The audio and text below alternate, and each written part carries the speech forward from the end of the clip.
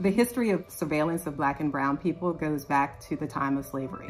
We know in the 18th century in New York City, there were lantern laws that required Black and indigenous people to carry around a candle after sunset if they were in the city.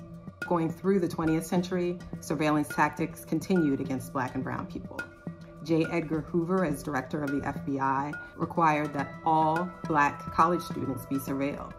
In the mid-'80s, the DEA instituted Operation Pipeline to stop Black and brown drivers and to question them and potentially detain them based on a fight against the war on drugs. And that continues to this day. We know that cities around the country have engaged in surveillance tactics against Black Lives Matter protesters. For example, in Boston, Memphis, and New York City, we're seeing emails and other documents that show that they have used social media to surveil Black Lives Matter activists. And the FBI is using surveillance tactics to identify and surveil what they've deemed Black identity extremists, people who are generally engaging in free speech, First Amendment protected activity, including Black activists who are part of Black Lives Matter movement.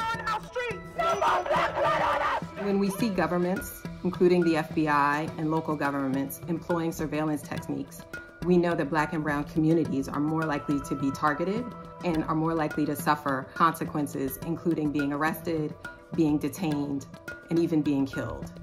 We must listen to the voices of protesters. We must listen to the changes that they are demanding.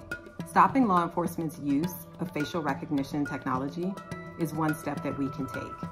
It won't stop systemic racism, but it will take one powerful tool away from the institutions that surveil Black and brown communities.